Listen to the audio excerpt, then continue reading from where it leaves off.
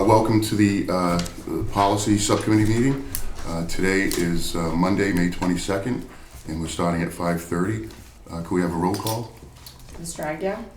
Mr. Bailey? Here. Mr. Hart? Here. Salute to the flag. Pledge allegiance to the flag of the United States of America and to the republic for which it stands, one nation, under God, indivisible, with liberty and justice for all. So the open meeting law. Pursuant to the open meeting law, any person may make an audio or video recording of this public meeting or may transmit the meeting through any medium. Attendees are therefore advised that such recordings or transmissions are being made, whether perceived or unperceived, by those present and are deemed acknowledged and permissible. And Deb, we have citizens input? We do. Okay, can you read that? Thank you. Good afternoon, members of the Fall River School Committee Policy Subcommittee. I understand and I respect the tremendous work there is to do regarding the policies of the Fall River Public Schools.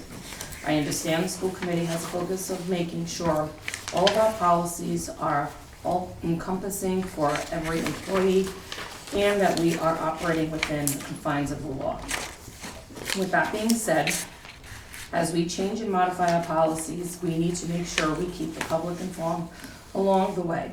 I believe it is important we provide descriptions on the public notice for every policy we have on the agenda. I do not believe the public is going to understand the random letters that each represent to specify to each specific policy. I believe the agenda is confusing. I believe the public should be able to follow along and easily understand the agenda without being fluent in Ouija boards. It is important that we remain fully transparent and keep the community informed in any way we possibly can. Thank you to the members for your time, and I would again like to commend the hard work and dedication of each member of this subcommittee and the committee as a whole. Colin Dias, 560 Ray Street. Thank you, Deb. So the first on the agenda is 3.01, a discussion and vote to refer to review the addition of the following policies. School improvement plan, development and dissemination of procedures, harassment of students, district employees, cell phone policy. Madam Superintendent, do you want to? Yeah, what you have in these policies is you have some consolidation. So the old policy with the new policy, if you in the old policy, they broke it down in paragraph form and then they specifically bulleted it out. We're very specific with the actions that were taken. So saying the same thing, but they're being much more specific and making sure they're calling out each section more specifically. Okay. That's for the school improvement policy. The development dissemination procedures, again, what they have here, it's all in paragraph form.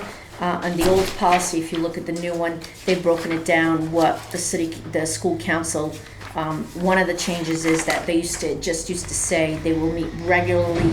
Now it's specifically calling out that they're meeting monthly, and it also, in each of the actions, they're specifically calling out the actions and what the responsibilities are. Okay, now are these pretty much, it's kind of a template for like we were talking before about the DSE? This is MASC. I'm sorry, MASC. So right. These are the policies that are distributed through all of Massachusetts. By all Massachusetts, districts. and we use them to develop our own policies. A lot of them, if they're already saying what we need to be said in our policy, we adopt their policy. And at times when we have other policies that are not part of MASC, which we vet through our attorney and create our own policy in different areas. But these policies in particular, all these that today and next week that are being referred to in regards to MASC, those are updated language changes. Yearly we get that. This year, for some reason, we have like 80 policies that we have some language changes or consolidations, and that you're seeing half of those today, and you'll see the other half next week. Okay, all right. So harassment of students. That's Tom. So again, this is part of the updated policies based on some changes that took place in the Mass General laws.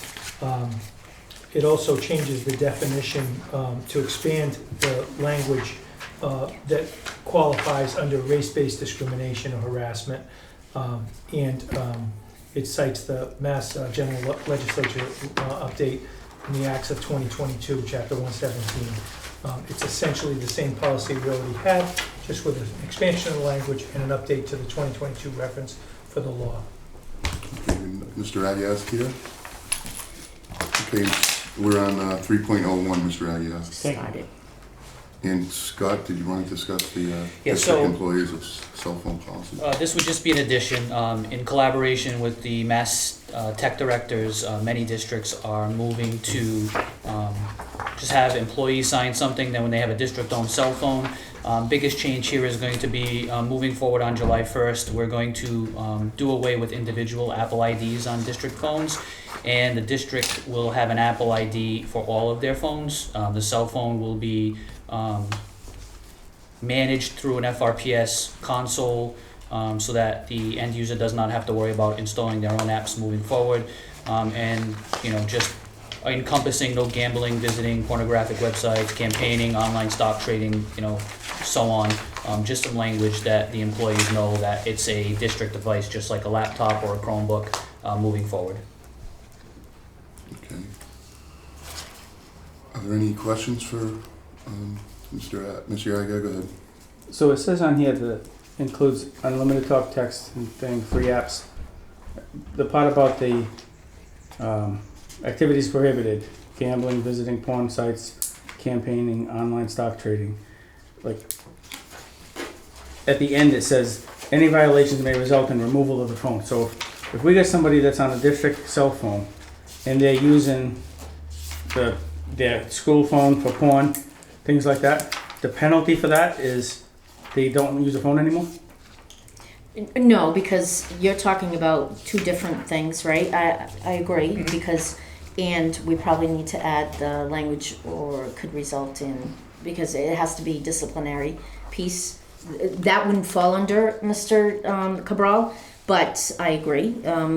If somebody is misusing their device, part of the technology issue is they would lose that technology, but there also would be some disciplinary action in regards to, Yeah, I mean, that needs to be called out. some of the Yeah. policies that we have, and then it doesn't, once we get rid of things, I Yep, think I yep. mentioned this before, we get rid of things and it's like, well, what happened before? What is, so there's gotta be more of a reference, because I'm reading this and that's what this looks like to me. So could we refer this to the Technology Subcommittee meeting that meets on the 6th? And then we'll have time to get it to the full meeting on the 12th either way, and I can make those changes.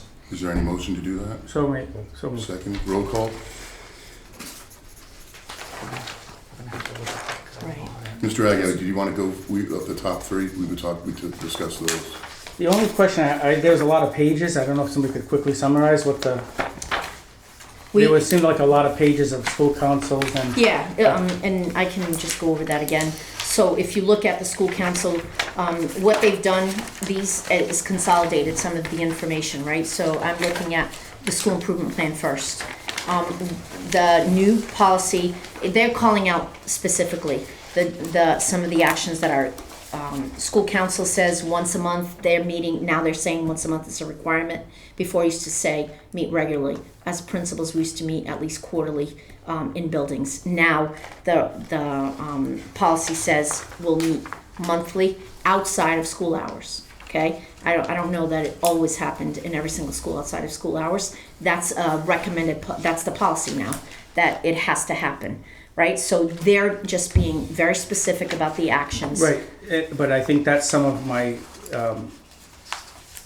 heartburn that I get from some of these policies is, this looks like to me it's a recommended policy from Mass Association of School Committees, generally speaking. But we approve policies that are related to Fall River Public Schools. Just because they have something they recommend doesn't mean we have to do it. And I think we've generalized too many policies over the years that aren't individualized to Fall River. That's so, like you're explaining that about the once a month. Mhm. Well, do you think that once a month is good? If we had quarterly, has it been bad? Has it been, I'm not asking for an answer, but Right. this is so, I want a policy that you and your team would recommend to say, here's how we think we should do school councils. Personally, I think once a month is a lot, just having worked in a school and knowing how busy things get. this is pigeonholing, if we approve this policy, and I didn't look through all of them with a fine tooth comb like this, but why would we tell somebody it has to be monthly? Sometimes people, it's hard to even get people to get on it. And then what happens if we don't? So I don't really want to approve policies that MASC recommends without you going through it and say, this is what we recommend tweaking out of this, whatever. That's just my thought on it. I think over the years I've seen too much boilerplate template language be approved, and sometimes we didn't have it wrong to begin with. Right, so the MASC, that's all their policies legally, so I understand what you're saying. First of all, the policies, I went through the binder, I went through the policy. I agree with you, it is very hard for school councils to get people, period, right? Because first of all, school council is different than PTO, right? They serve a different purpose, and it is very hard to get that set body to meet regularly, and because they really should be an addendum, like they're a governance body for the school, and be working alongside the principal. I mean, I do think that there's value in using MASC as a guide. As I said before, you came here, was that we use them as a guide, and there are some policies that we personalize for ourselves and customize based on our need. I think that, I'd like to think that's good practice that we're doing, but we can certainly go back and look at them and see if that makes sense to do it once a month or continue to do it quarterly. Well, what would all the principals think? What do they think of this? I think the principals would say quarterly. Right, so like they just, and I just happened to be the first one, so Yep. I didn't go through this reading every one. But that's kind of an example of what I'm suggesting, is that it has to be something that makes sense for you, your team, your principals, or whoever. At that point, they say, yeah, we think this is okay, except for the fact that it should be quarterly instead, whatever. That should get done, and then it should come before the policy subcommittee, in my personal opinion. But it's, and the only question I had on the school improvement plans was there was old stuff in here, and then Right, they took the out, new, like, consolidated the information from one to the other and the actions of the policy. when did it change that you had to have the school committee agree and vote on the school improvement plan? I will have to get that date for you. It was Mr. not Aguirre, because in it wasn't. 2010. Yeah. It wasn't that long ago, in my mind. So What as year, I'm, 2010? according to here, it says, like, Yeah. with this old policies that said adopted in 2010, but I recall, like, probably 5-6 years ago, that there was a change in the law that said we only get to review them. Right. Which is, we used to have to vote, like, we'd all have to vote, yes or no on every single You one. accept them. We kind of now just review them for whatever reason they say. Mm-hmm. But when I'm looking back here and it says 2010, I'm like, did we not have that policy correct? That was after that. Yeah, I think that the school improvement plans are supposed to be brought to school committee, and the school committee votes to accept them, gives feedback or whatever, but they're developed in conjunction with the teams at school-based teams based on, and they're aligned to the district improvement plan. Certainly. Yeah, if you just look at it, I'm just curious to see when it was. What that's just gonna do is it's gonna guide us to figure out what's worked and not worked in the past. Yep. Because if the last thing was said 2010, it was reviewed or accepted. So then, let's just make it up. The 2017, they said we'd no longer have to vote on them, whatever Right. that date was. Well, what happened in 2017? Why didn't we have that be the most current? Right. That would be, and the harassment one, we had talked about other ones. I don't know, I think if this is just template, we have a much bigger harassment. Ours is more detailed. Right, so I don't know why we're doing this one. This is there, we still have ours. Ours is in here, you'll see, ours is still in here. Ours is actually more in-depth than MASC. Right, so if everything that's in this one, that MASC is recommending, which I think we used when Mr. Coogan presented the one for us. So if everything that's in this one is already included in ours, why are we even having this talk? Because this, It has a legal reference in here for the Acts of 2022, and it does expand the language on race-based discrimination a little bit. There's like a couple of words that are in there. right, so ours, the one that we did, you led the thing. If that's what they recommend and the only two little pieces are those things, Move those. then Add it to we ours. add it to us, because we don't need a policy book that's this big and you go to print it on the computer and it's 895 pages. Nobody's ever gonna look at it. But like, I think we had a harassment debate, we had the policy. So now, like, I don't think we need more of them, is my guess, is my point. Thank you. So we get a vote on the referral to technology.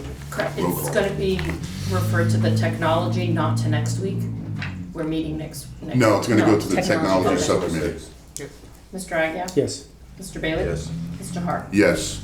And now do we have to deal with the three that are attached to 3.01? Madam Superintendent, Right, to you approve? can, or you can defer, and next week we'll bring the revisions, and then you can vote on it next week. Is that what we Because want? we're Is that what meeting we again want to next do? week. Okay. So we'll just go on to 3.02. Discussion and vote to refer to review the deletion of the following policies.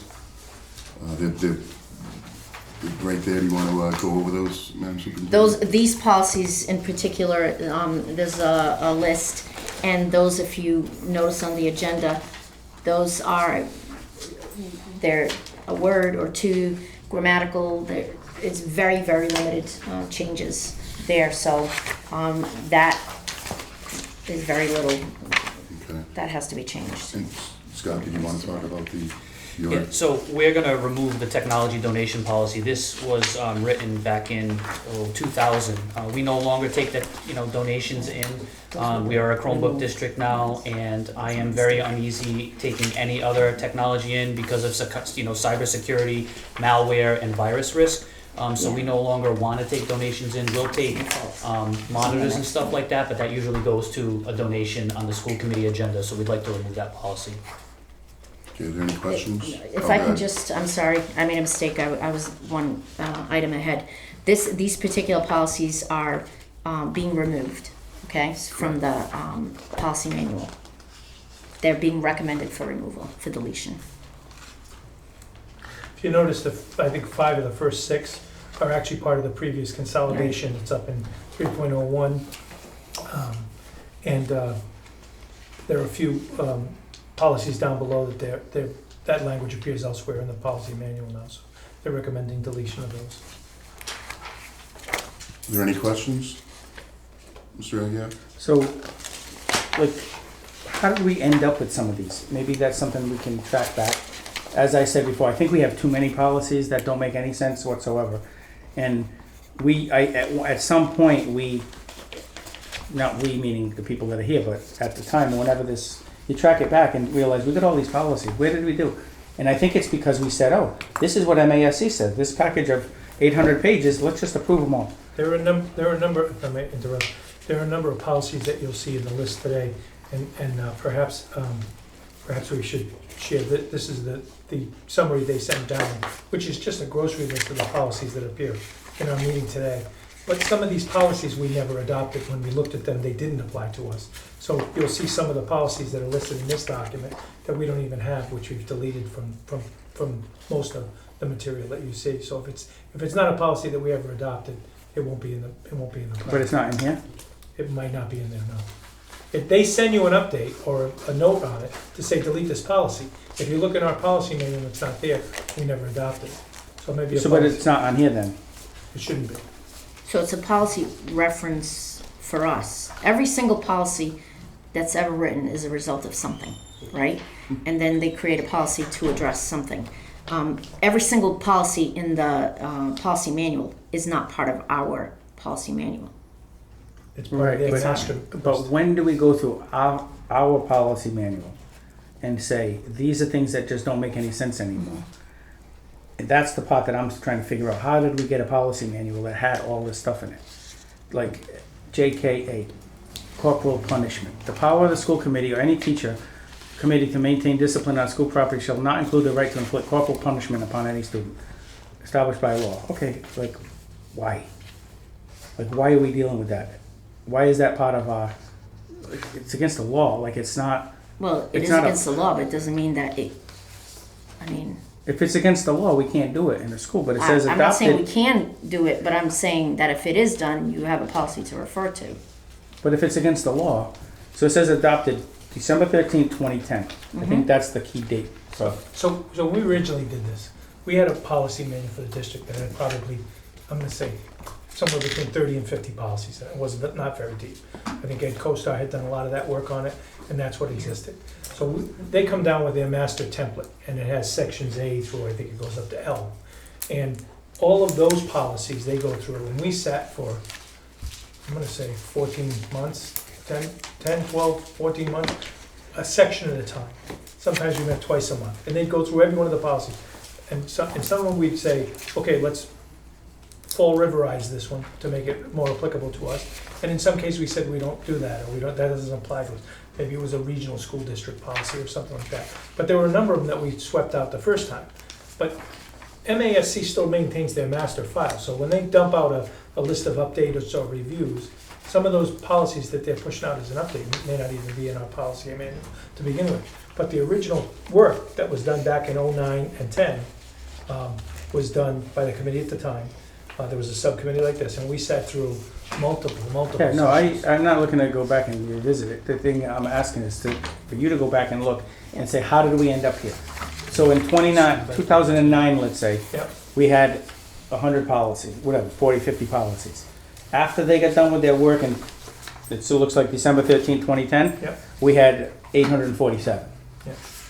That's what I'm looking for, to try to track it back, to see what makes sense, what doesn't. I'm not necessarily opposed to getting rid of them, but if we don't go back, we're gonna keep on the same, we're gonna just keep doing the same thing, so. I'm saying that date. Motion to, refer To deleting them. delete the following, second.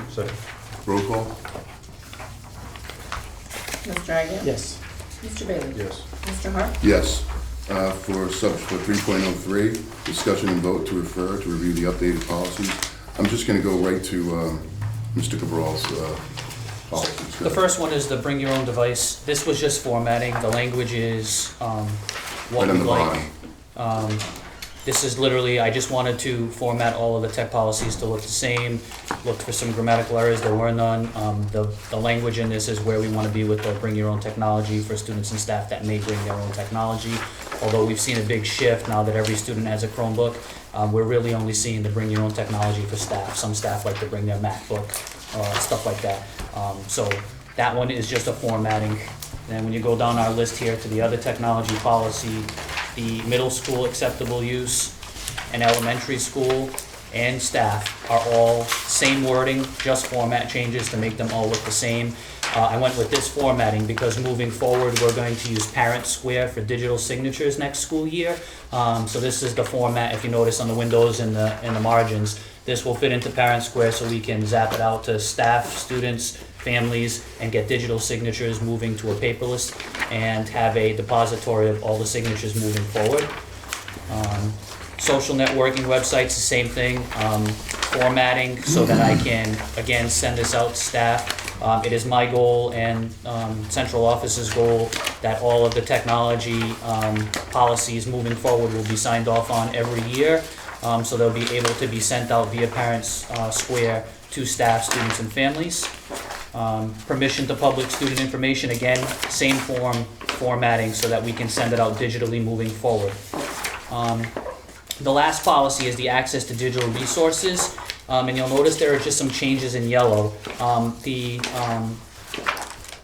more important, I would guess, is you're going to notice that the fees have gone up a bit. The school committee had voted to do a Chromebook refresh at a few of the elementary schools, middle and high. Those devices are actually priced a little bit more right now, so you'll notice a Chromebook replacement went up $25 to $275. And there are just some other words in there, now seeing through a full year of using the policy. One example, digital devices, software, and networks shall be used in school for educational purposes and activities only. Before it was just activities. Just strengthening some of the language, school responsibilities, provide internet and email access to your child while on school grounds. However, there is the VILS program, which will be sunsetting after next school year. Those devices have the LTE data, but we just wanted to make sure that the web, that the language was cleaned up. And then one of the ones that I did add in student activities, which were strictly prohibited, using services such as AI or ChatGPT to write papers or complete assignments, and bypassing the FRPS web filter through a web proxy. We've seen that exponentially grow, students trying to bypass filters. And the last big change that I made is cases are installed on Chromebooks. With the last purchase, Mr. Aguirre, Technology Subcommittee, and then the full committee, cases are now installed on the Chromebooks. Moving forward, those cases must remain on the Chromebooks. So that's all I really have for changes. Again, all of the policies except the access to digital resources we're formatting so that we can start to use a paperless product moving forward and decimate them through Parent Square. Okay, Mr. Aguirre? Why do we have a bring your own device policy? Just because of where we are, it covers us internally if there's a break on a device when someone brings a device in. We also have some of the high school students that have a electronic gaming club after school, so they're bringing in their state-of-the-art gaming computers. So it's just something to cover us, because if it breaks while it's on school property, the language in there it's not our issue. And we also filter them out to a guest network, which has SIPA compliant filtering, except it's funneled out to a different network. Right, but it says here, therefore, we have decided to implement bring your own technology at our schools. In this initiative, students are encouraged to bring their own technology devices to school to assist their learning experiences. I don't think that's what you're referring to. No, Like, that I was thought from we the got old rid of, policy. That's from the old policy that needs to be Yep. deleted. We can delete that. like, if you have a club, like you just said, or whatever, that should be a separate. Right. I think it's confusing. If you told me this, if I saw this and I was a student, and I wanted to bring my iPad, whatever, I'm bringing it. So then we're gonna get into it.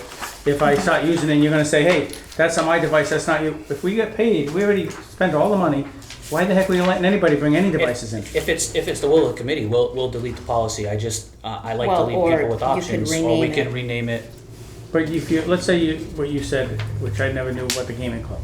But you have a gaming club that you have to sign up for to join the gaming club. The rules of the gaming club are, you're not bringing a device, that could be a separate, this is confusing to, it's like if you're a baseball player or a football player, you don't bring your equipment and carry it around school with you. But we don't have a policy that says you can't have shoulder pads. All those separate policies at that point. Well, no, but it would be like a permission. Yeah, like He's a right. permission It form. doesn't, Okay.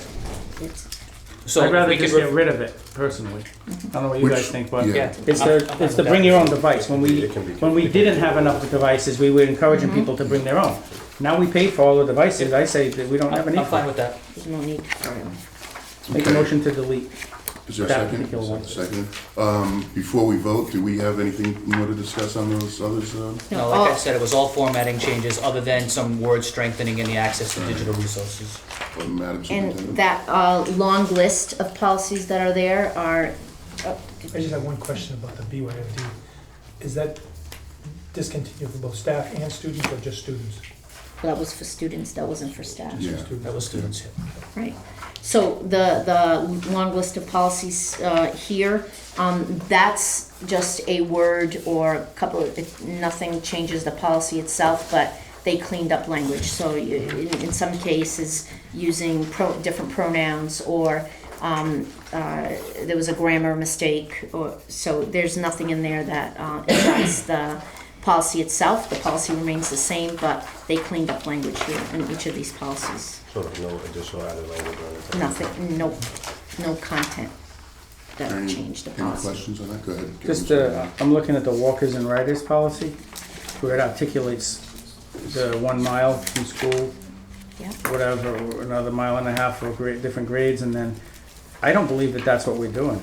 No, It's not. The two are not compatible. The Fall River one has the Fall River policy for transportation, and the external one is a different set. That's going by state regs. Mhm. So that. So the My state question would be, reg, why? that was way before my time, but I think that somewhere along the line, either the school committee or somebody made that decision Is there- to change from 1.5 to 1 mile. No, I'm not debating that part. What I'm saying is, what Why I'm two? reading in this EEAA is a policy that doesn't coincide or doesn't agree with what our internal policy is. So that's the boilerplate that came from Right. them, so that needs to be modified. I have that highlighted in mine, because that's something that needs to be changed. But where is that? I just don't, maybe it's me, I'm not sure, but I'm seeing this whole laundry list of policies, Right. and I'm trying my best to figure this out, like, as we're going, reading. But I shouldn't have one that, like, this is an example of, this shouldn't even be here. Doesn't apply to us. Doesn't apply to us, because we should have maybe the boilerplate saying, students are entitled to whatever, you know, and then it references some other, policy, then it just doesn't seem clear, like, So I annotated where it was different. The language in the policy is the same, the language in the numbers is not, the boundaries, so. right, so what I'm saying is, and I think you understand what I'm saying, Madam Superintendent, is the template language says this. So if in grades 1 through 5, because we have, like, this even Right. shows grades 4 to 6, we don't group our kids by that. So it should say in the only policy we have, if there needs to be a policy, is what we do. Not what they say is general, but let's create that one and let's create this one and then have people figure out which is which. So, like, I think if there's pieces like that throughout this, we should tighten it up. And then, which I think we have time because there's another meeting coming up. But I was looking at the security cameras one, and it's highlighted in yellow a few things about access to the recordings shall be limited to school administrators, superintendents, school principal designee. I think it needs to say somewhere in here whether there's, a parent can see that. Because I think that's very much like, you know, we have a reason, you can come up with a reason why we wouldn't, whatever but the more that security cameras are in use, I think we need some sort of language around it so that we're protected in that saying, no, we don't show that to guardians, parents, or whoever, or other kids in it, or we do. But just, I think a recommendation of a little more, I don't know, a little more meat on there, because as I'm reading this, and if I take that matter of fact, that means any principal that showed a video to a parent or a guardian is violating policy. Because that's not in yellow. So if that's in white, that means that's our current policy. So therefore, any administrator or principal or whoever that showed a video is violating our policy. And I'm not so sure there might be cases where you might Right. want to do that within constraints, but Exactly. this would be violating it if we didn't It change would it. never be disseminated, but there might be instances where parents came in and saw it with the SRO or with the Yeah, I principal. think it's a legitimate reason why. Like, I punch them in the mouth and they say, no, I didn't, and then you got me on video doing it. That might be a good reason to show it. But our policy should allow for No, it makes sense. somebody to, so I think we just gotta, So that's a policy that you might I'll take a look. adjust for in the technology, Well, we could always come back next week Yeah. with it as well. clean up the language. All right. Are there any other questions or any motions? Well, we got to vote on the On deletion the- first. Yes, to Yeah, go delete the bring your own policy. Yep, I'm sorry. Mr. Agia? yes. Mr. Bailey? Yes. Mr. Hart? Yes. Any other questions for the other policies, Mr. Aguirre? Good. One that is, obviously we got more meetings to come up, so on DGA about authorized signing, I think that's something that we should have a more substantial discussion about. Oh, you're talking about DocuSign. and- Yeah, because, like, I understand the rationale at the times and people need to sign, whatever, but the ruling, the reason why members would have to sign things is for a check and a balance to be able to do that. And I think personally, I think we've gone a little too far to not doing it. So we went from make it a little easier to make it a little easier. Now I think we're streamlining it too much, but that's a sort of a bigger. But I think too, we did that, I think it was during COVID too, didn't we approve, wasn't that approved during, or Yeah, before? we approved it during COVID, and Yeah. it's not, it wasn't just that, it's most, if not all districts statewide are moving to streamline the process. And the Right. reason we're doing that is because of how long it takes to pay vendors. Right, but I think it was just that, because of COVID, it also was helpful. Well, and we're trying to move to more of a paperless system Yep. as much as we can, so that's part of this whole thing, so. Right. Yeah, I think I mean, we can approve it, but just, I think you're hearing the feedback that I'm trying, and I think it's worthy of another Yeah, no, discussion with the full committee to say, Sure. what do we do, what don't we do? Because we should be monitoring some of that, and I think we just went a little too far. Just my personal opinion, but I'll make a motion to forward all these, and if the superintendent has any changes along the way, you know we have I'll more share meetings. it, yeah. Second. Seconded, roll call? Mr. Agia? Yes. Mr. Bailey? Yes. Mr. Hart? Yes. Next, any new business? Hearing no new business? The only thing that, I know Okay. we talked about this, Madam Superintendent, was, for the next meeting, I do think that, and I think you said you're gonna bring it, the policy related to the salaries, the salary structure. So I'd like to ask that that be on our next agenda for the policy. That, the school committee, I went back to look at the minutes on that, to look at the video and stuff. There was not a vote on that for us to create a policy. So I don't know how the committee wants to, do you want us to just No, make it you can- suggested? You can And do- then you guys correct, can yes. vote and refer. So like, Okay, what so we're draft, referring we'll to bring you is, draft. yeah, just so the other members can hear what we're talking about, and understand what we're talking about. We've had back and forth sometimes about, we're wondering why when a person gets hired, they go on this step versus that step. And it doesn't seem to be a policy related to consistency. So in the administrators union, they have a clause that says you will get either the same pay or the next step above what you get. So we recruit somebody from another district that makes 62,000, but they would go on the next step of whatever's above 62. We don't have that right now, so it's kind of like hodgepodge, it's willy-nilly, or it's like, well, I look at somebody's credentials, I say, well, they're worthy of 10 steps. But this would create a little bit more structure, so that's what we're referring to. And my recommendation is to throw it on the table with your best recommendation and go from there. Thank you. Is there a motion to adjourn? Second. Roll call?